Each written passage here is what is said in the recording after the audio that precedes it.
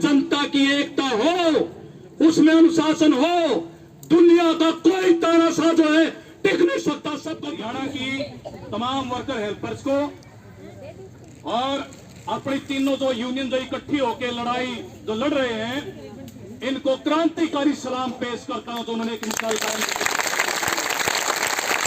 हमारे बीच में हमारे साथ सीआईटीयू के बहुत वरिष्ठ साथी कौन सतवीर सिंह भी मौजूद हैं और भी हमारे आपके बीच में यहाँ झज्जर की नेता मौजूद हैं। अभी गुड़गांव में बातचीत रख के हम आए हैं, थोड़े से लेट हो गए।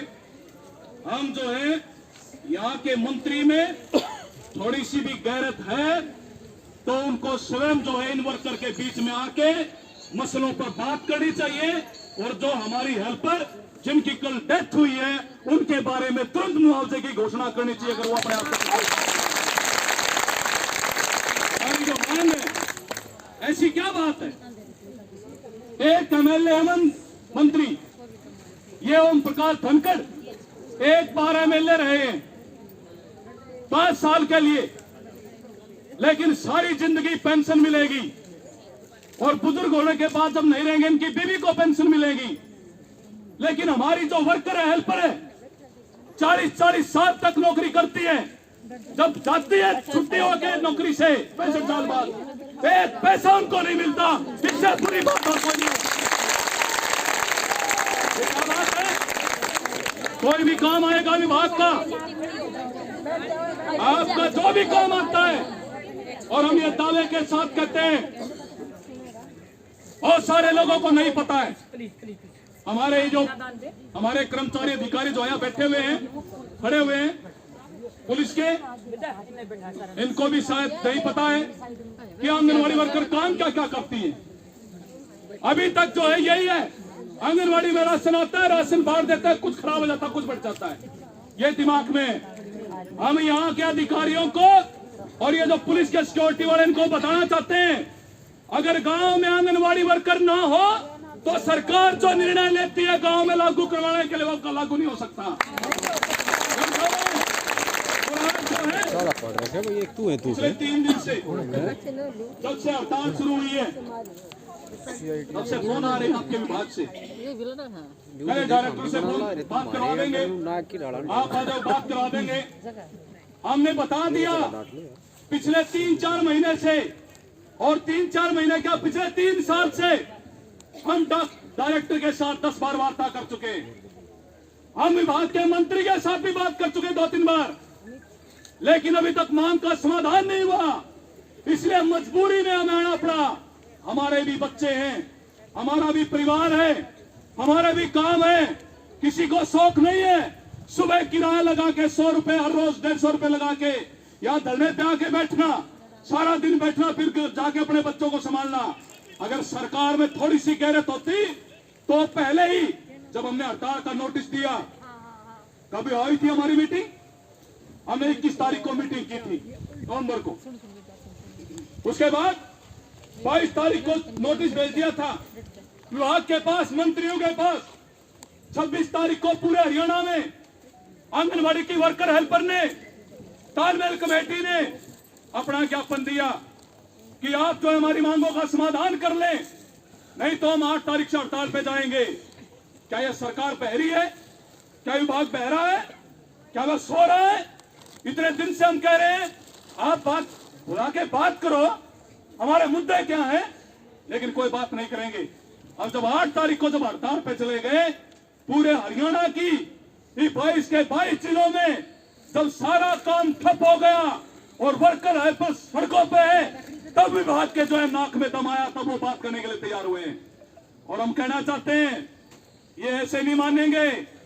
आप जो है आप क्या सोचते हैं, हम जो काम करते हैं, यहाँ का डीसी दफ्तर है, मैं और कुछ नहीं कहना चाहता। इस डीसी दफ्तर में जो ठेके का कर्मचारी है, जो स्वीपर है, आप एक बार उसे तनख्वाह पूछना, ये बता सकते हैं अगर यहाँ कोई कर्मचारी खड़ा हो तो उनको कितनी तनख्वाह मिलती है। झज्जर जिले का जो डीसी रेट है, झज्जर जिले का डीसी रेट 18,150 है। जो सफाई करने वाला कर्मचारी भी है डीसी दफ्तर में, उसको 18,150 रुपए मिलते हैं।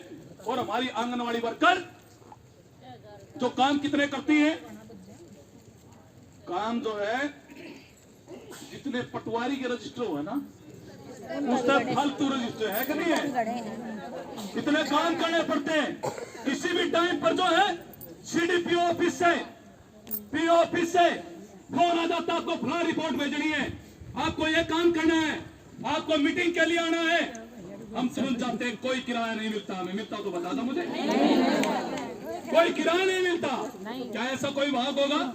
यहाँ हमारे अधिकारी भी खड़े हैं, कर्मचारी भी खड़े हैं।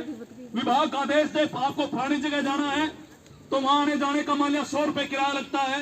विभाग अपने काम से बुला रहा है तो क्या वो किराया हमें भी नहीं मिलना चाहिए? तो और क्या ऐसा भी होता है?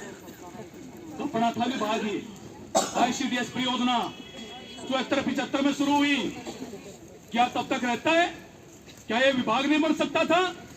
सरकार क्या चाहती है? सरकार जो भी रही है केंद्र के अंदर, हरियाणा में भी जो रही है, उसने विभाग क्यों नहीं बनाया इसको?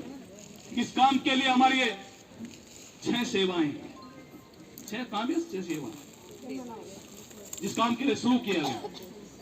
क्यों शुरू किया गया? इस देश में कुपोषण की समस्या है। यहाँ बच्चों में खून की कमी है।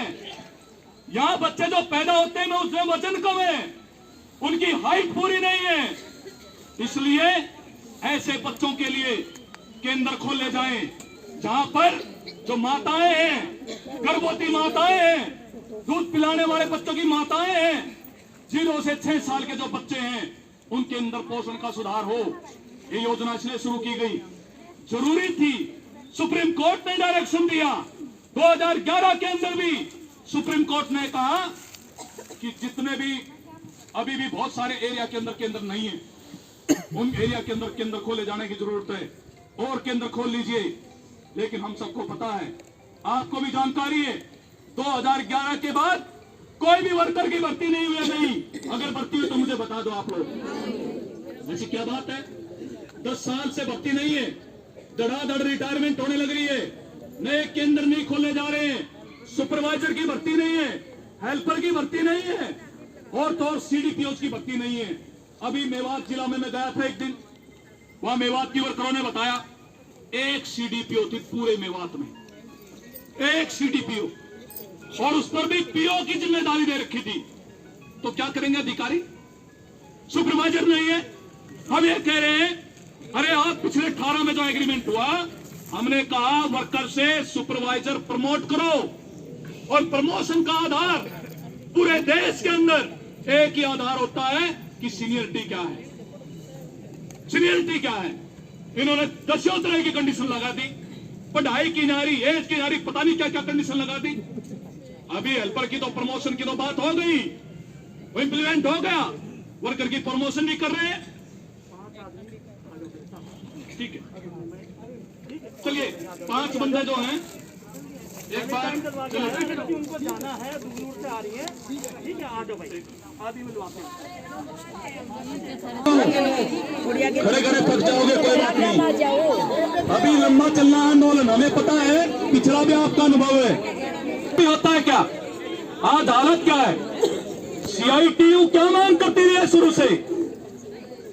हम कहते हैं कि जो काम करता है, मजदूर की जो मेहनत है, कर्मचारी की जो मेहनत है, वो जो अपना पसीना बहाता है, पसीना सूखने से पहले उसका पूरा दाम उसको मिलना चाहिए।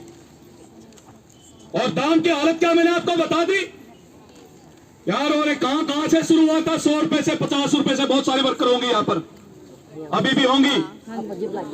कितने रुपए में काम किया हुआ है? 100 रुपया लग गया था। हिंदुस्तान के अंदर, अपने देश के अंदर 25 लाख सेंटर है, 25 लाख, जिनमें 25 लाख वर्कर काम करती है और 25 लाख हेल्पर काम करती हैं, जिन्होंने एक दिशा दी देश को। पोषण के मामले में देश आगे बढ़ा। आज हालत क्या है? अभी जो है, पिछले दिनों नेशनल फैमिली हेल्थ सर्वे आया है। आप साथियों को पता नहीं होगा, काम आप ही करते हैं। ये मैं आपको सारा डाटा आपके द्वारा दिया गया है ऊपर। वो क्या कहता है? 5वां हेल्थ सर्वे था ये। इससे पहले जो 2 हेल्थ सर्वे आए, 5 से 10 वाला, 10 से 15 वाला, उसमें हमारा देश पोषण के मामले में प्रगति कर रहा था, आगे बढ़ रहा था।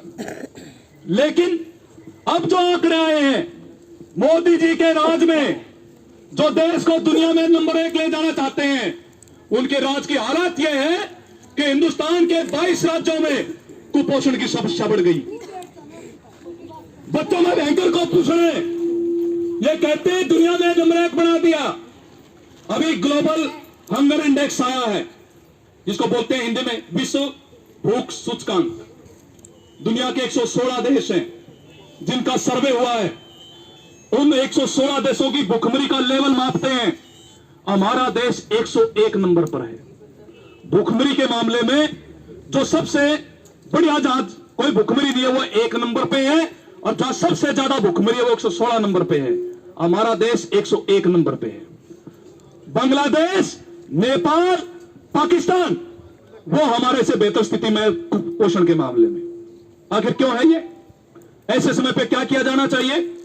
ऐसे समय पे किया यह जाना चाहिए कि आप पोषण के मामले में और ज्यादा हस्तक्षेप करो, आप और ज्यादा जरूरत है। कुपोषण क्यों है आप इसके तह में नहीं जाओगे। लोगों के घरों में खाने की स्थिति नहीं है, भूखमरी है, महिलाओं में खून की कमी है, भोजन पूरा नहीं मिलता, तो बच्चे भी जो पैदा होंगे वो कुपोषित पैदा होंगे। तो आप रोजगार नहीं दे रहे। रोजगार देने का वायदा किया था 2 करोड़ का, शेर के पट्टे ने अब की बार तो कुछ कहा ही नहीं। अब की बार कुछ नहीं कहा, बल्कि उल्टा चल रहे हैं। अभी एक जो है पिछले दिनों हमारे के देश की जो वित्त मंत्री है निर्मला सीतारमण जी, उन्होंने एक स्पेशल एक दस्तावेज तैयार किया प्रेस कॉन्फ्रेंस की कि देश अब तरक्की करेगा। क्यों करेगा भाई? कि हम एक राष्ट्रीय मौद्रीकरण पाइपलाइन लेके आए हुए हैं, जिसका नाम दिया गया NMP। वो क्या है भाई? वो ये है कि देश में जितना भी सार्वजनिक क्षेत्र है, सरकारी क्षेत्र है, सरकारी कारखाने हैं, वह सारे जो है अडानी अंबानी जैसे पूंजीपतियों को दी जाएंगे। वह कमाई करेंगे और वह टैक्स का थोड़ा सा हिस्सा सरकार पे भी दे देंगे। अब यह किसी बात है, यह ऐसी बात है जैसे अपने जो हरियाणा में एक साधारण सी कहावत है, बालक जो है ना, उन्होंने घर 3 दाड़ की औलाद हुआ है, 3 दाड़ की। एक तो के, एक हुआ सपूत। सपूत कौन? जो अपने बड़े बुढ़िया ने जो कमाया धमाया उसमें 4 पीछे और जोड़ दे, वो होता है सपूत। दूसरे एक पूत होता है। पूत कौन? जो बड़े बुढ़िया ने जो कमा दिया धमा दिया, वो न्यू का न्यू राख दिया, उसमें घटोतरी नहीं होने दी, उसने के कहे, उसने पूत कहे। और एक तीसरा वो है, वो क्या है? कपूत। वही वो है जो बड़े बुढ़िया ने कमाया वो सारा बेच कर खूंच कर सारा जो माटी मिला दिया। या बीजेपी ये मोदी ये खट्टर इस देश के सबसे बड़े कपूत साबित होंगे। कहते हैं देश पर 70 साल बाद आजाद हुआ है भाई। 70 साल बाद के आजाद हुआ देश? देश तो 47 में आजाद हुआ। आजादी की बात करते हैं बीजेपी और RSS के लोग। इनसे पूछ के देखो, इनके किसी मंत्री ने या मंत्री में उस टाइम जो इनके RSS के लोग थे, इनके पूर्वज, किसी ने एक उंगली भी कटवाई हो आजादी के आंदोलन में? एक उंगली भी कटवाई हो? और दिवंगत प्रधानमंत्री हमारे, चलो उनको नमन करते हैं, अटल बिहारी वाजपेयी 2 दिन गए थे जेल में, और फिर जो है जो लोग मतलब उस आंदोलन में शामिल थे आजादी में, उनके खिलाफ गवाही देकर बाहर निकले थे। एक तो वो बंदा था। एक बंदा अब ये उड़ा रहे वीर सावरकर। एक सावरकर का नाम सुना होगा, बड़ा चर्चा में चल रहा है, जो इनका पूर्वज मानते हैं। वो शुरू में गया था जेल में तो 16 बार माफी लिखी अंग्रेजों को कि मेरे को बाहर निकालो, जैसे ही बाहर निकलेंगे तो मैं इतनी सेवा करूंगा कि तुम याद रखोगे। अंग्रेजी सरकार की उनको ये कह रहे हैं कि ये हमारा हीरो है।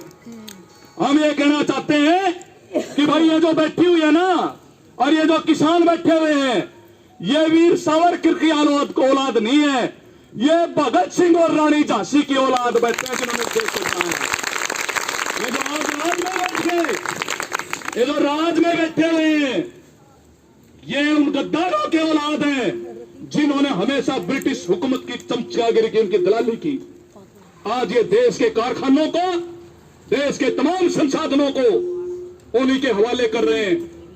अभी पिछले दिनों एक खबर आई, वो खबर क्या कहती है कि ये जो अडानी है ना, अडानी का नाम सुना है?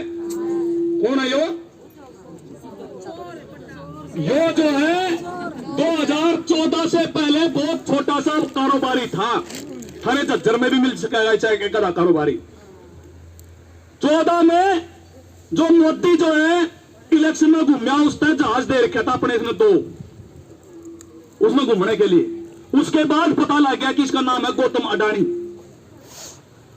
पिछले 14 से लेकर 21 आ गया, 7 साल में, अभी रिपोर्ट 10 दिन पहले का अखबार है, यू देश का सबसे बड़ा पूंजीपति बन गया, सबसे बड़ा पूंजीपति, और एशिया का भी सबसे बड़ा पूंजीपति। भाई हमारी आंगनवाड़ी वर्कर हेल्पर है, इसके तो गोड्डे घिस लिए, इसकी तनख्वाह तो आज तक हेल्पर की तो 6-7 हजार होगी, वर्कर की 11-12 हजार होगी, है घर भी कर ले, खेत में भी कर ले, दिहाड़ी मजदूरी भी कर ले, ना बालक पढ़ाए जाते, ना उनका रोजगार ठीक से मिलता, ना ढंग से जिंदगी। और यो डानी जो है उत्तर प्रदेश का नंबर 1 पूंजीपति बन गया। ये बिल्कुल एक बात कह रही है, ये दर्द है हमारे अंदर का। तो भाई यो डानी क्यों कर बन गया? यो डानी इसलिए बन गया क्योंकि ये सरकार पूंजीपतियां की है, लुटेरिया की है, और ये लुटेरे लेके आए हैं इन्हें मोदी और नबी। जिस दिन मोदी और लूट करवाना बंद कर देंगे, मोदी ने फेंक देंगे, किसी और न ले आओगे इनके हाथ में। इसलिए ये जो टीवी दिखा हुआ है ना, खबर हमारी को नहीं आवा टीवी पे, इस पर मैं ज्यादा नहीं जाना चाहता, लेकिन यह जो बिजली महकमा आपका जो है पूरा का पूरा एयरपोर्ट, जहां का जो एयरपोर्ट है ज्यादातर अडानी के नाम कर दिए। कोयला खाने, बिजली के पावर प्लांट, ये जो किसान लड़ने लग रहे थे, आपको शायद अंदाजा नहीं है। आप जाके देखो पेवा के अंदर, हरियाणा में 10-15 जगह इनके शिल्लो बढ़ गए। शिल्लो का मतलब होता है अपना एक टंकी सी हो ना, जिसमें अनाज गिर रहे हैं, जो ठेके में अनाज नहीं गिरा, साल भर का अपना गेहूं उसमें डाला है ठेका, उनमें वो शिल्लो है, ऑटोमेटिक है। 2 crore metric ton 2 crore ton का जो है उसने एक प्लांट है पेवा कुरुक्षेत्र रोड पे, वो बना दिया। 100 किलिया में है वो, और ऐसा नोट थपतानी भट्टू में बहुत सारी जगह बना दिए थे। क्यों? किसान न बनाएंगे, जमीन तो उजाड़ेंगे। अभी भी जब वो शुरू नहीं हुआ, मतलब ये कानून पास नहीं हुए, खेत में तो सीधा गेहूं चला जाए, वहां एक बार टैंकर उल्टा ट्रैक्टर, उसके बाद ट्रेन में भी अपने आप लद जाता है, बीच में कोई फिजिक उसका काम नहीं है, मैनुअल काम नहीं है, उसमें ऑटोमेटिक है सारा। धूल झाड़नी है, छोटा दाना बड़ा दाना कला पैकिंग करनी है, मंडी में नहीं आया। ये किसान वैसे नहीं लड़ रहे थे। तो केवल ये नहीं है कारखाने सारे के सारे नाम कर रहे हैं, बल्कि खेती से उजाड़ के ये जो है खेती को भी अपने नाम करने की तैयारी थी। और हम धन्यवाद देना चाहते हैं किसान आंदोलन को, और मुबारकबाद देना चाहते हैं हिंदुस्तान के किसान मजदूरों को जीते जा रहे हैं। वो कहता था, जिसके बारे में विचार था कि ये बदल नहीं सकता है, ये जो लिख दिया मोदी ने वो उल्टा नहीं हो सकता। तो इस किसान आंदोलन ने साबित कर दिया है, अगर जनता की एकता हो, उसमें अनुशासन हो, दुनिया का कोई तानाशाह जो है टिक नहीं सकता, सबको धरती में आना पड़ता है। और हम इस बात को समझे, और हमारा CITU का संगठन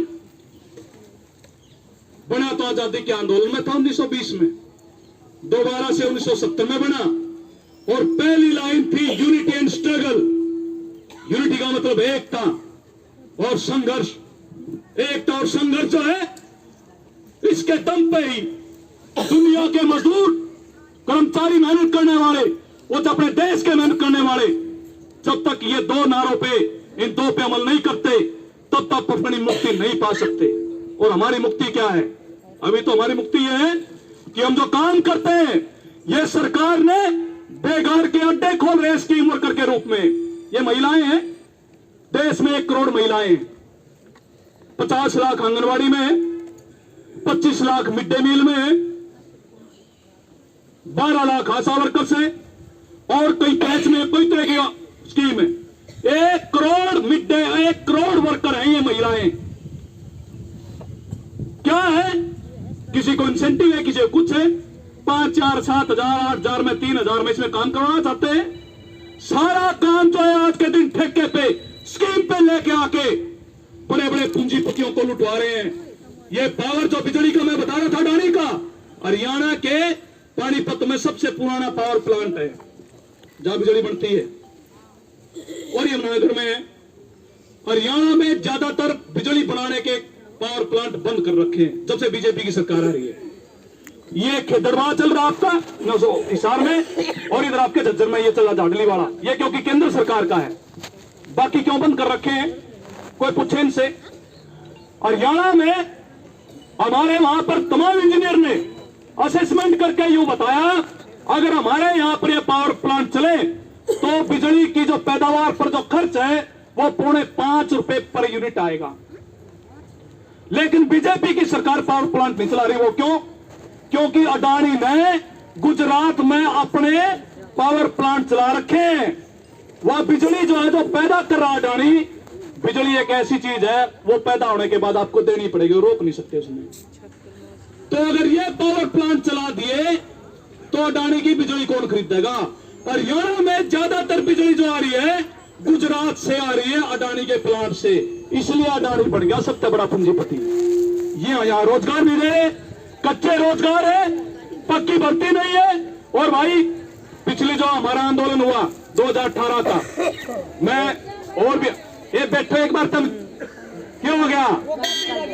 अच्छा गाड़ी काट रहे, कोई बात नहीं, बैठ जाएंगे। मैं ज्यादा